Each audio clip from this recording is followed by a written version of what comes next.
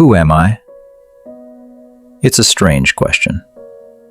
But if I'm being honest, I'm not sure I know the answer anymore. At home, I'm one person. With friends, I'm someone else. And in front of the world, maybe a completely different version of myself.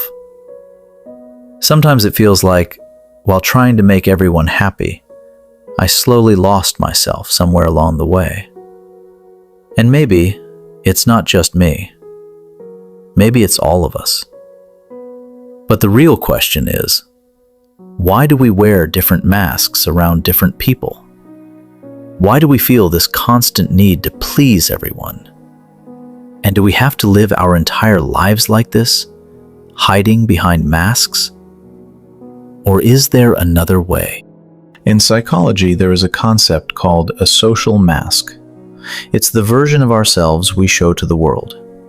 Because the truth is, most people rarely show their real personality. Instead, we adjust, we adapt. We become the version of ourselves that feels safest in that moment. We say what others expect us to say. We act the way others expect us to act. And slowly, the mask becomes normal.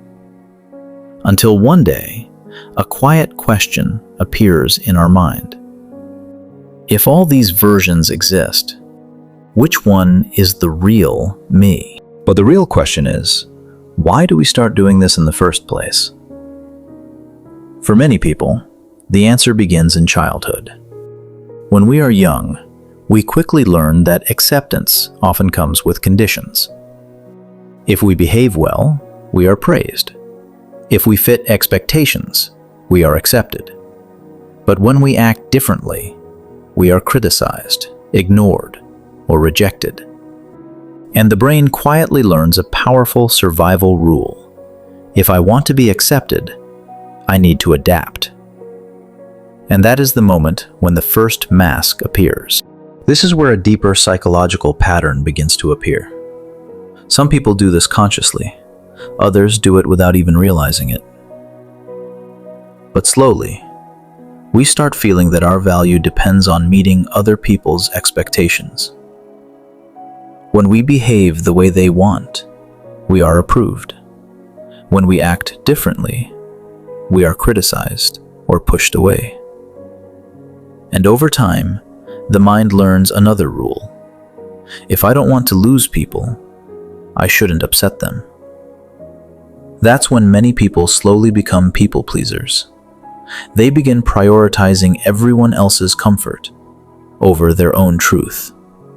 And inside, they slowly become exhausted. Imagine someone who grew up hearing this sentence over and over again. Good people don't get angry. So they learn something very simple. They stop showing anger, even when they are hurt, even when something is unfair. They smile. They stay quiet. They try to keep the peace.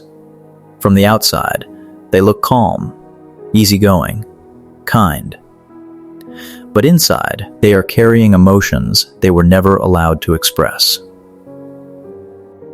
And that is another mask.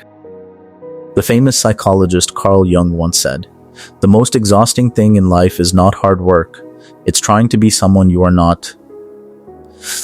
And maybe that's why so many people reach a point in life where they suddenly feel disconnected from their own identity, from their own emotions, from the person they used to be. So the question becomes, do we have to live our whole lives wearing masks? The truth is, some social masks are normal. They help us function in society. But when the mask becomes so strong that we forget our real self, it stops being protection and slowly becomes a prison. The solution is not to suddenly change everything overnight. Real change is slower than that. It starts with awareness, noticing the moments when you hide your real feelings, noticing the moments when you pretend to be someone else. And then, little by little, allowing your real personality to exist again. Because the truth is, you don't need everyone to approve of you, but you do need to be honest with yourself. So let me ask you one final question. How many masks do you wear? And if you removed all of them, who would you really be? If this video made you think, leave a like and subscribe for more deep insights into human psychology, because sometimes understanding the mind is the first step to finding yourself again.